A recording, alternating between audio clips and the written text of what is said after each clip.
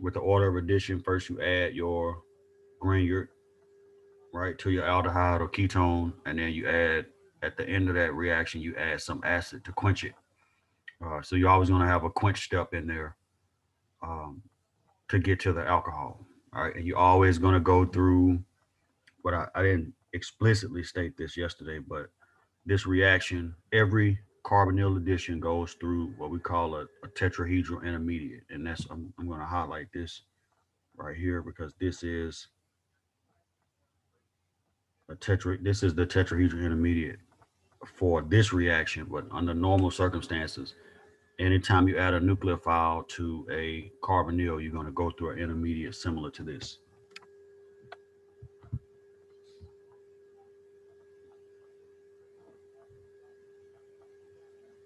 So that's that tetrahedral intermediate.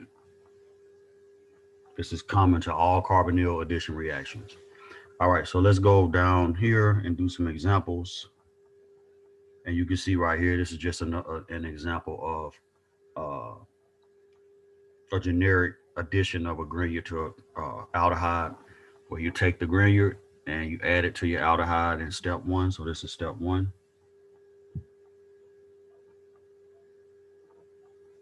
And then, let me get this out of here.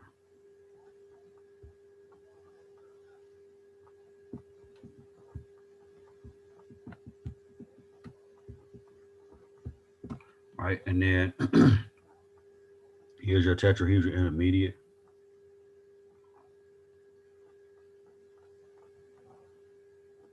Right, and then here is your alcohol. And if you watch that the video that I sent out on Wednesday, um, I gave you a mnemonic that kind of help you remember what happens, right? So if you take a, let's see something, if you take a granular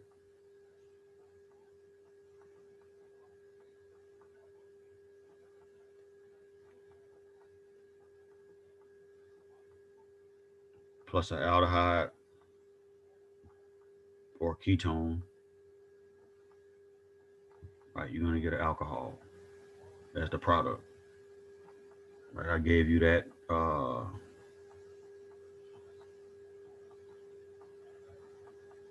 mnemonic, GAKA, right? So a granular plus an aldehyde or a ketone is going to give you alcohol. So if you look at the first example, right, and let's go ahead and clear this out up before we go too far into this. Anytime you see this H3O plus, H plus, that's just my acid quench step. All right, so this is my source of H plus.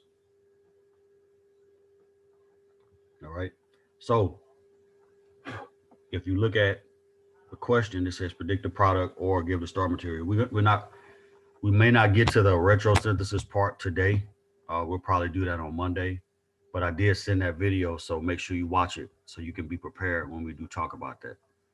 Um, so for this example right here, I want to show the intermediate. I don't want to just show the product, but I want to show the intermediate as well. So what would the intermediate? First of all, what am I adding to the carbonyl? Like what part of that granular?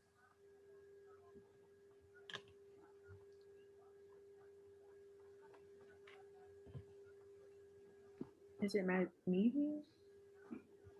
Mm. So the granular. Let's go back to the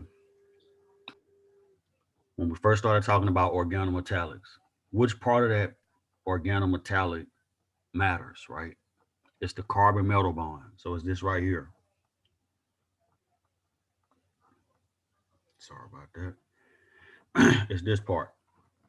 But it's not magnesium that's adding, it's the carbon. Because remember that the granular is polarized this way. This is this is partially negative, and then this is partially positive. So it's the carbon that's gonna add, right? And it's the carbon and everything that's attached to it. Doesn't matter what it is, right? So it's the whole, this whole piece right here, beginning with this carbon here. right? So that's the carbon that's going to attack the carbonyl. So if I know that, what is my intermediate going to look like before I quench it? Right? I can even just draw, like, I'll draw an arrow because it's the carbon magnesium bond that's supplying the electrons. So I'm going to draw an arrow from here to here like that. Boom. It's going to attack the carbonyl, and then you break the carbon oxygen pi bond. So what would that intermediate look like?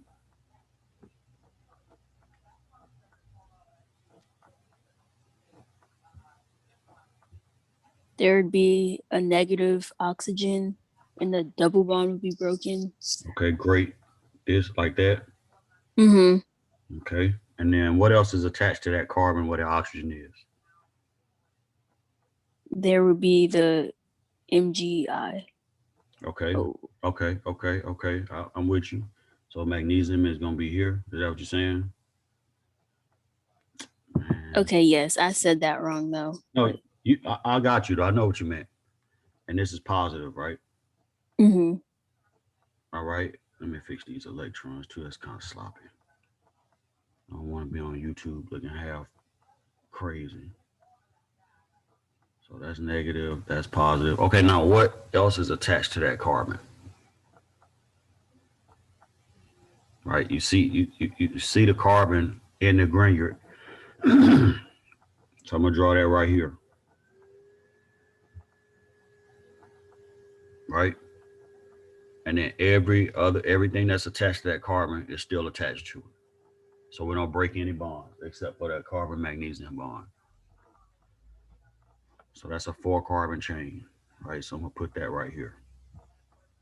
1, 2, 3, 4, like that. And I don't have to draw the CH3s on the end. If it's terminal and it's a skeletal form, I can write it out or not write it out. But for the sake of space, I'm gonna leave it. Right. So this is my intermediate. And then when I add in the acid, what happens? Or what should happen?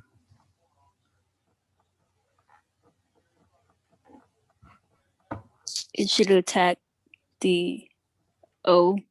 The oxygen should attack it, right? Oh, Because yes. it's the oxygen that has the electrons to give away. But you're right. You're right in your thinking.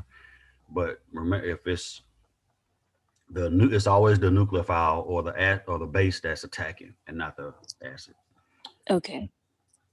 But thank you for that, and you're 100% right. So this is coming here, and the reason I say that or corrected it is because when you put the arrows in, you want to make sure that your arrow always goes from what anybody when you're doing nucleophile, electrophile chemistry or acid-base chemistry.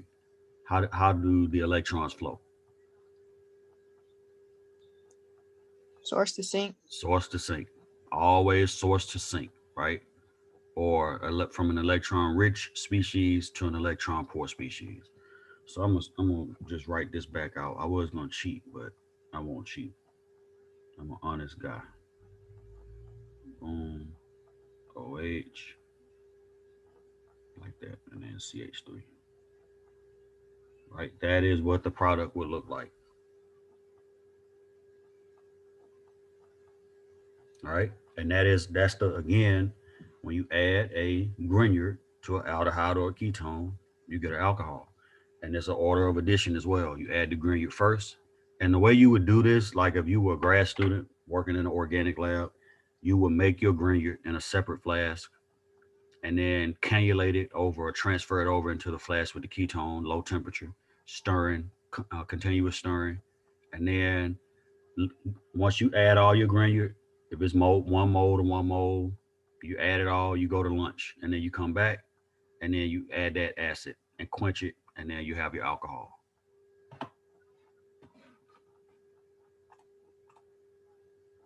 All right. Any questions about that first example?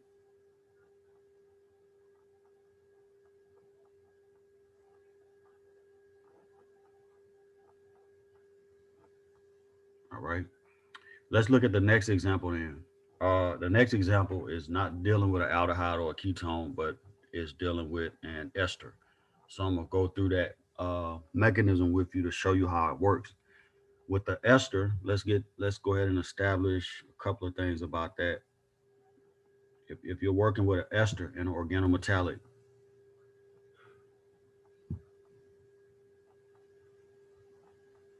right? You have, if you add one equivalent of Grignard, it's going to go to a ketone.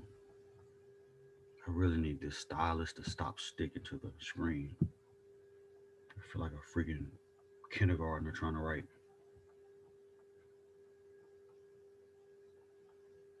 Right? If you got a one equivalent of Grignard added to an ester, you're going to get a ketone.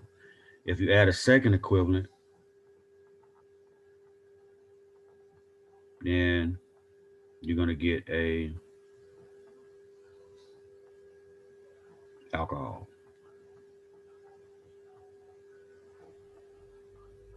Hold up, let me move this over.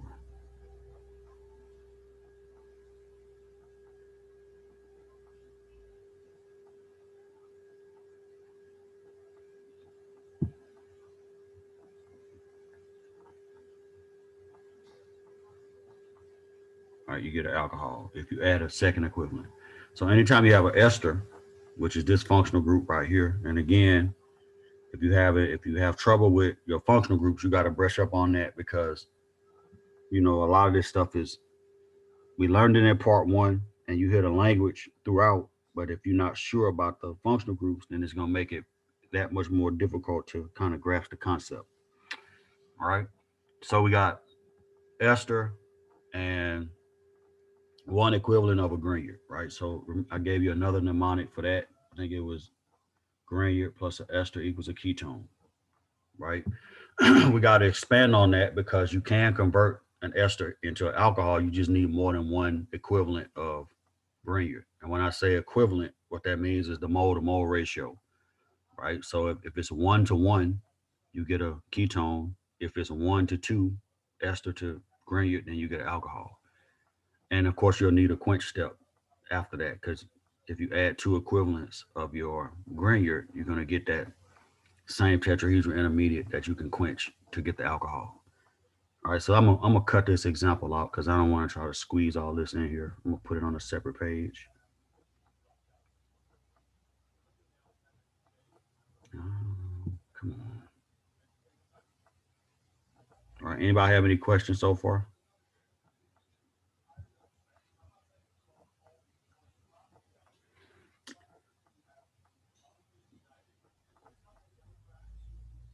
All right.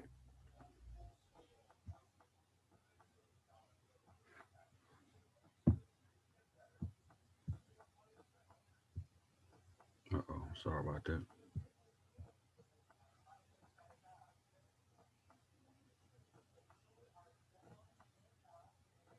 All right. So with this example, knowing what we just talked about, if I took that ester and reacted it with one equivalent of the Grignard, the first question is which part of the Grignard is going to attack the ester? That's the first question.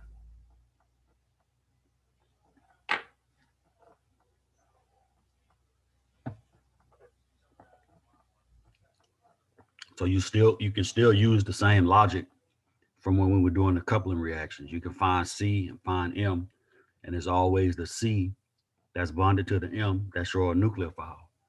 So which one is it?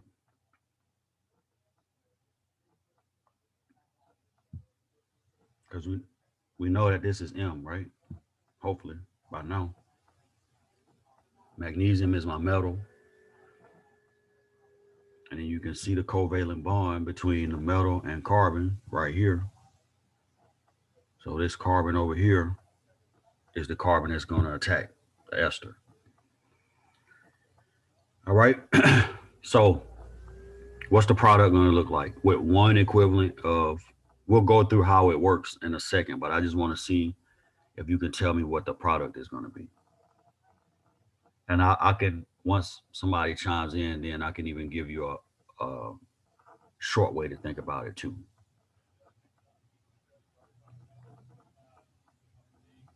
I don't all speak out at once on a Friday. We wouldn't want the class to be in an uproar.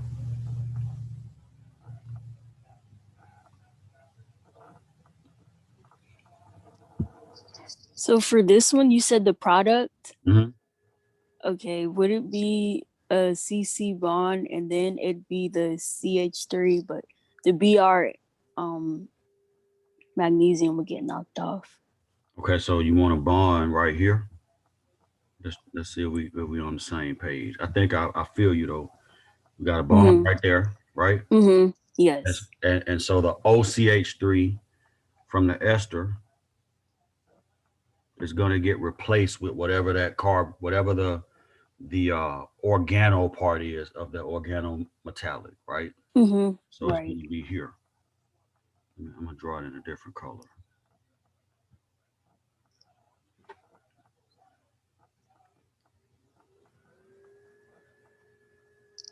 Right. So Yes. that whole piece is attacking.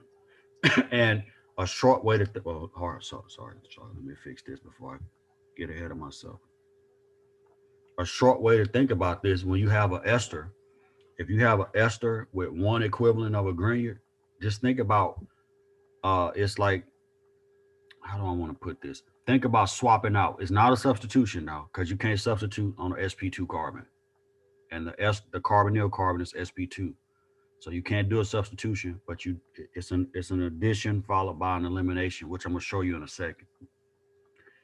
Right. So think about swapping out the alkoxy part of the ester, which is this part right here.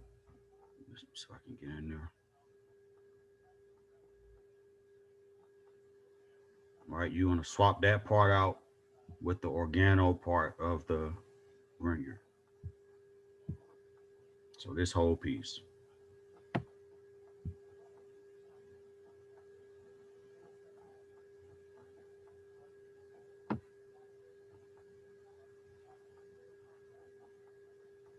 So you swap that out through an addition followed by an elimination. Right? Because you cannot do a substitution on an sp2 carbon. Right? So that's my product. Let's see how it happens, and then we're gonna work a few more examples. All right, and then maybe we will get to let me see what these questions are. Oh yeah, this is perfect. All right. A good Friday. All right. So if I take that ester,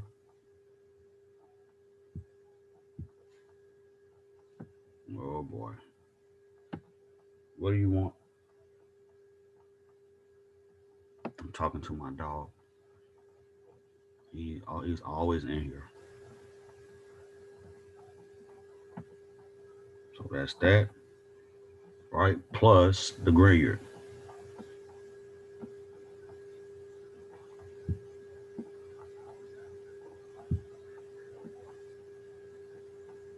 That's that. I gotta find my glove. Sorry about that.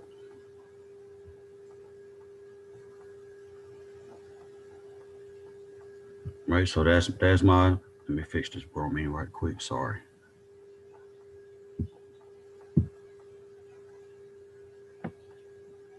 All right. So then when these two react, this is coming here. Boom, just like that. And since this is a carbonyl, you will get that tetrahedral intermediate, right? You always get that. That's a common intermediate for a carbonyl addition. All right, so then, come on.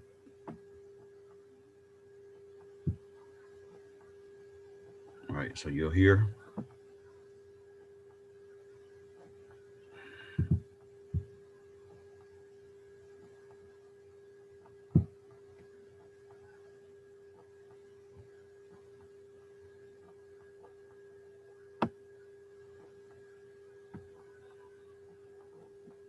All right, so that's the magnesium ends up with oxygen as a salt.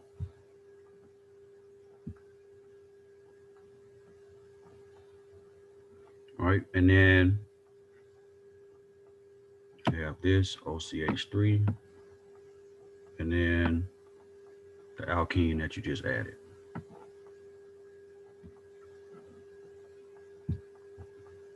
Any questions about how we arrived at the intermediate?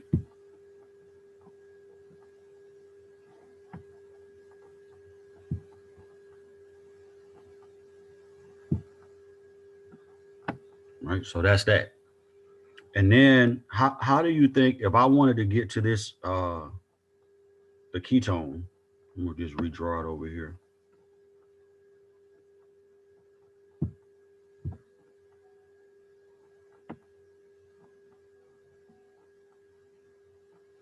If I wanted to get to that from here, how would I do it?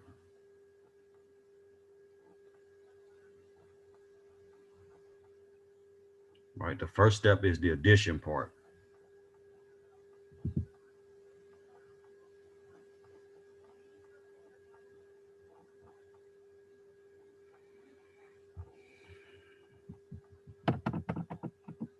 How do I get to the final product?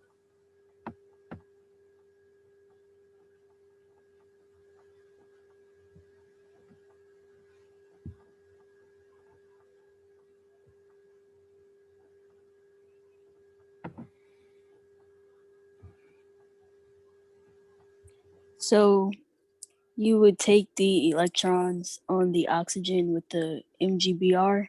So from here, Mm-hmm. here, And you make, boom. yes. Mhm. Mm-hmm. And then what am I losing? The OCH3. The OCH3, good, right? That is an example of an elimination. If you remember from part one, we only really covered like 4 types of reactions: addition, elimination, substitution, and rearrangement. Everything's gonna fall into that class of reactions. One of those, not that class, but everything will fall into one of those classes. Right? It's either gonna be an addition, an elimination, a substitution, or a rearrangement. And for additions, you're always gonna be working with some type of sp2 or sp3. I'm sorry, sp2 or sp hybridized atom. Right? You add to pi bonds and you eliminate to form pi bonds. And then for substitution, that's different, right? Most of your substitution substrates are going to be sp3 hybridized. All right, so that's how we get to the ketone. What happens if we take the ketone and add another equivalent of Grignard? Man, come on. I'm about to start recording myself writing on the whiteboard.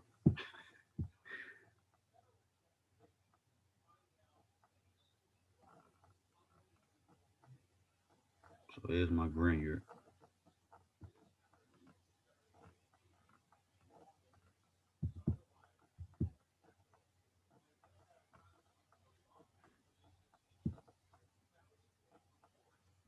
So what happens if I take the ketone and add another equivalent of Grignard to it and then quench it? What do you think?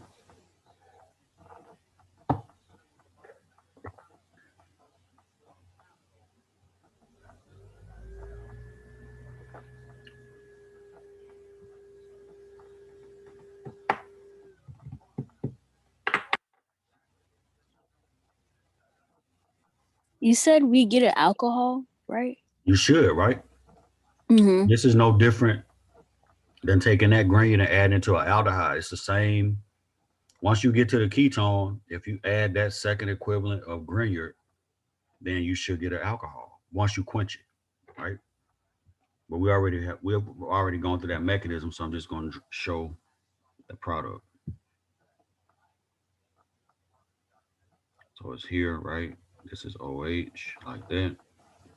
And then you have 2 of these alkenes attached now. Like that. Let me fix that because that looks sloppy.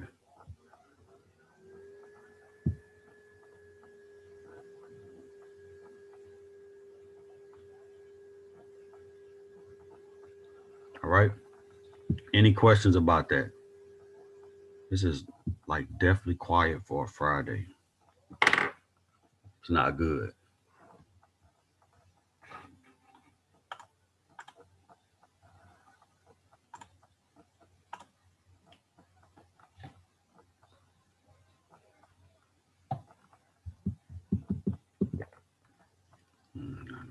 All right. Let's go to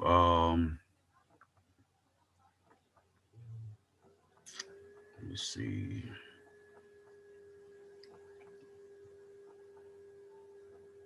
Let's go to this problem right here, 12.9.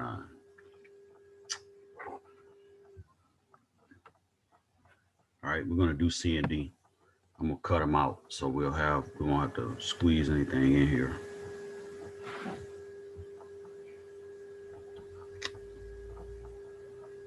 Let me add a page right quick.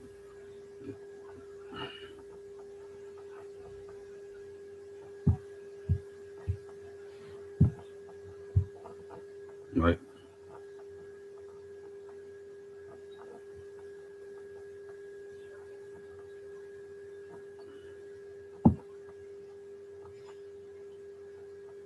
Sorry about that. It didn't cut.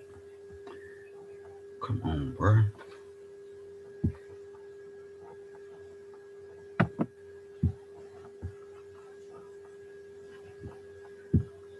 There we go. All right. So the question asks, what happens if you take, in this case, it's benzaldehyde, and react it with, let me go back up so you can get used to seeing this terminology. It says, what products would you expect from the reaction of ethyl magnesium bromide with each of the following reagents, right? And it gives you right here what that is, right? Let me kind of break that down too. So it's ethyl magnesium bromide. The ethyl part is the organo part that's connected, and you can see it's a 2-carbon chain right here. So that's the ethyl.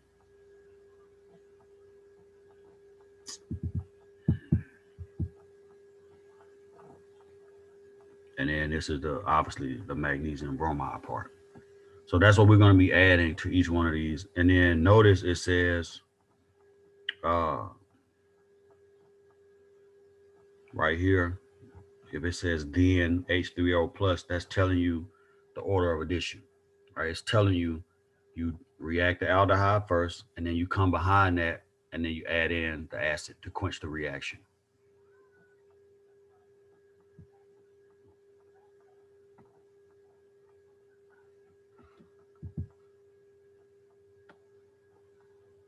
So this is used to quench the reaction.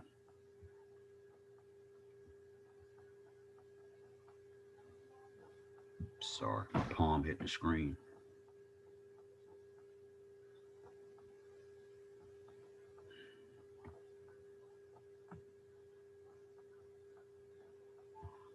All right, so you quench the reaction with whatever acid. It can be acetic acid, it can be HCl, it can be whatever acid you choose. But let's go back to the example, right? And it says right here, I'm going to take that aldehyde and I'm going to add in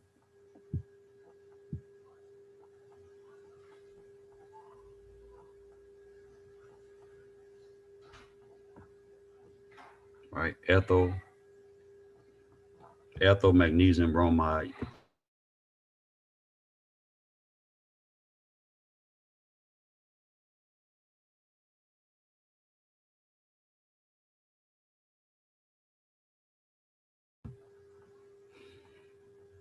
All right. So what's going to be the product when I mix those two together? What do you think? Not the intermediate. We know it's going to go through a tetrahedral intermediate. So I'm not worried about that. I want to know what the product is.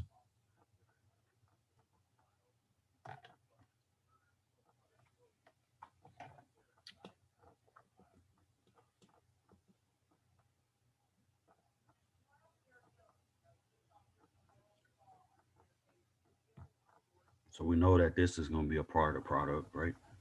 That's not going to change. That's not going to change.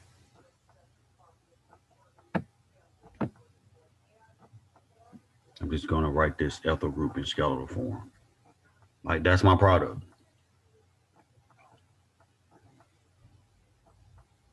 Right? If it's again, a granular plus an aldehyde,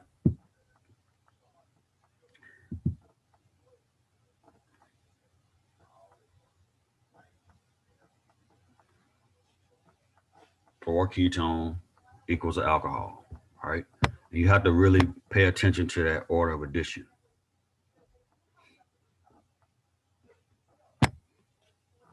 I'm trying to figure out how we got 19 folks absent on a Friday with a test next Friday. Okay. All right. What about the next one? Somebody step up to the plate and do the next one.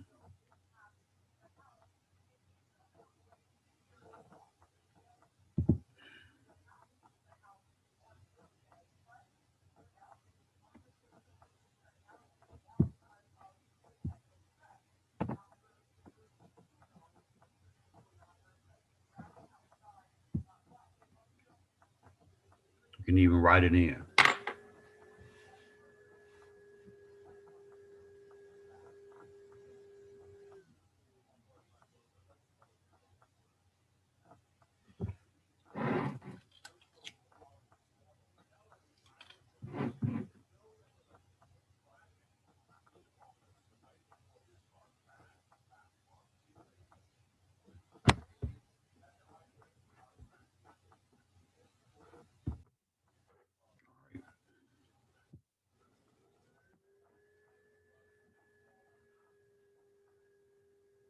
This is what the product would look like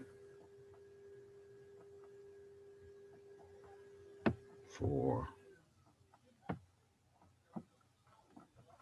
that. Again, I'm drawing that ethyl group in a skeletal form instead of just drawing it out. Any questions?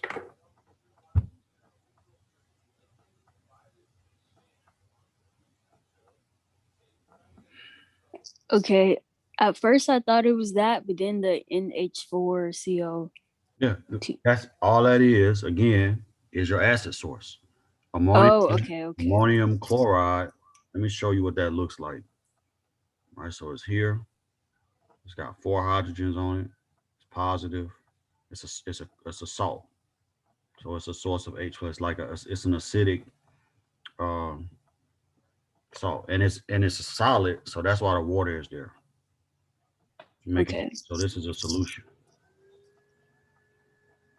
right?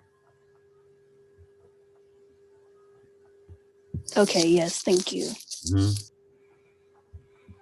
Oh, did I spell that right? Yeah, I spelled it right. I'm tripping. Yeah, so the ammonium chloride is a solution, but that's your source of a proton, right? So that's what you're going to use it's a real mild uh proton source, very mild.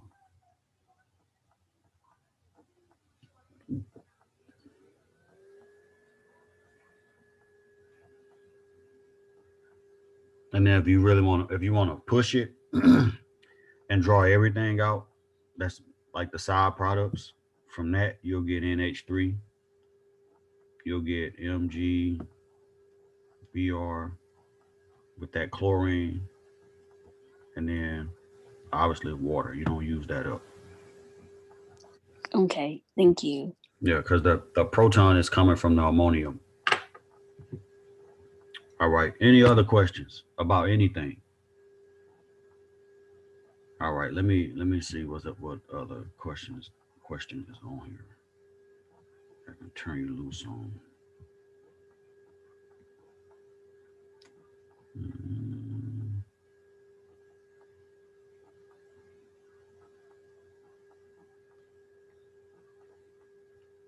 okay. Yeah. Let's do this question down here, the one that's circled.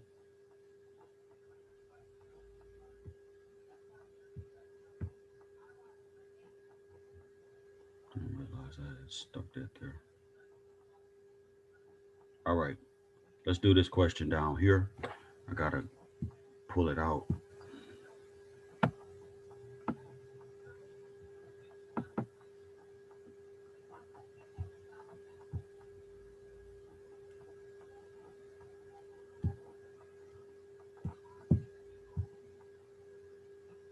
And then let's go back to here and read the instruction. It says, what product or products will be formed from the reaction of 1-bromo, 2-methylpropane, or isobutyl bromide under each of the following conditions. So let me, it says 1-bromo, 2-methylpropane. So let's draw that out.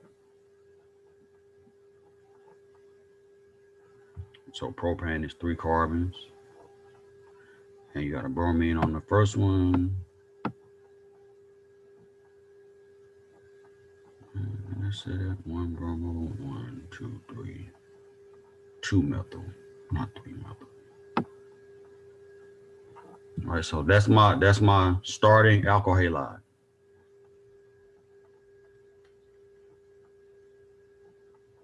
All right, and let's follow the reaction. It's giving us the conditions. First thing is to react that with magnesium and ether. And then the second is to add in some formaldehyde. And then step 3. So this is a multi-step synthesis. And again, we got ammonium chloride.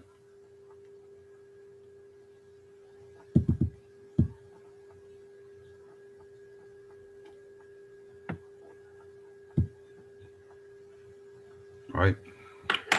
So if you recall from part 1, when we started doing, it's close to the end when we started doing reactions, and we talked about like sequences, like reaction sequence, if you're trying to do a synthesis, right?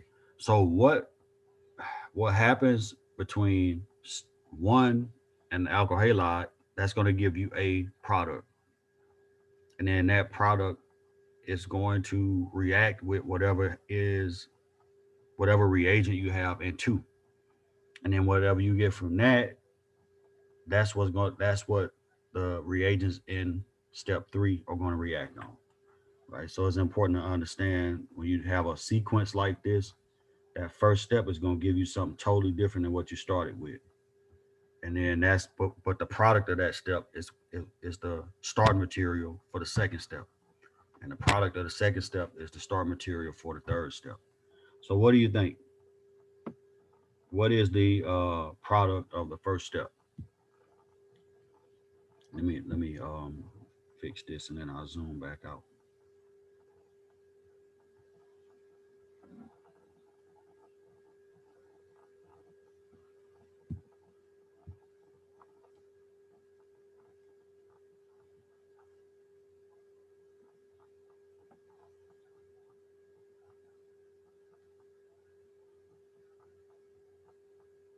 All right. What do you think? This is not new. This is something that we've already talked about. It's actually one of the first things we talked about. If I take magnesium, sorry, didn't mean to do that. If I take magnesium and react it with an alkyl halide, what should I get?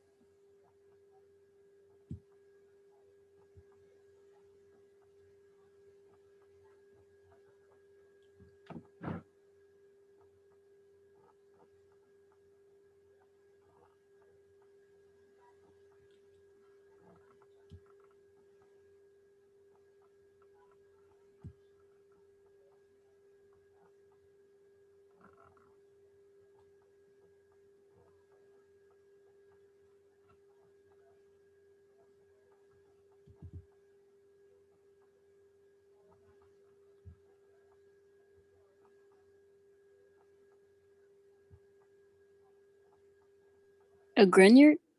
Yes. Thank you. We've got 36 people logged in and one person giving all the answers. You're right. A Grignard, right? You got a magnesium metal and an alkyl halide. You stir them together in an aprotic solvent, and you get out a granular. So from step 1, I should get a granular. Come on, pen.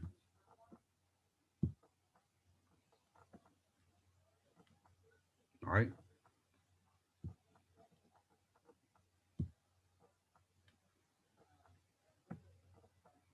So that's the product from step 1. And then in step 2, I'm taking that granular and reacting it with what?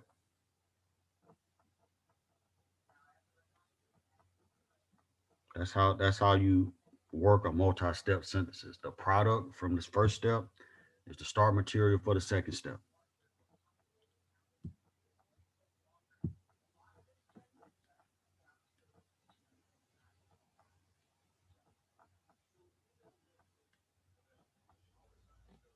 Right? What am I going to get if I take that granular plus that aldehyde? What am I getting in the product?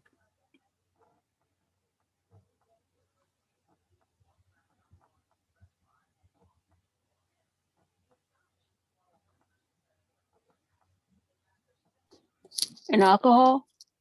Well, you get the well, you know what? Let's combine step 2 and step 3 because you're right. But you would get the intermediate first. But I'm gonna go Oh, ahead. right. Yeah, that's okay. We're gonna go ahead and combine them. And would be step 3. So you would get out of alcohol. So here,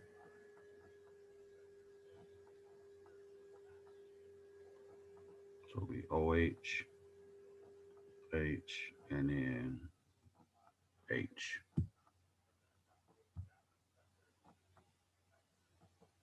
Let me fix that up.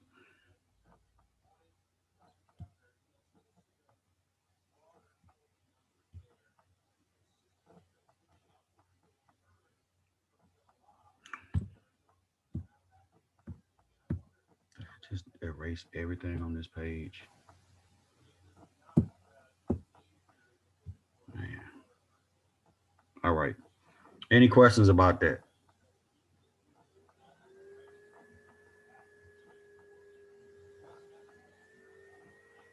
All right. We're going to stop here. And we'll pick up on Monday with the retrosynthesis part. Please watch that video because we're going to hit the ground running. So we can stay on schedule. The test is going to be next Friday. It'll be on Blackboard. It will most likely be responders like on lockdown. So make sure you're watching the videos, reading the textbook. However you got to put your stuff together to make it work. We need to be doing that.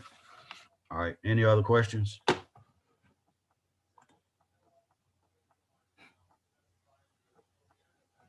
All right. There's no other questions. Let me stop sharing and we'll log out.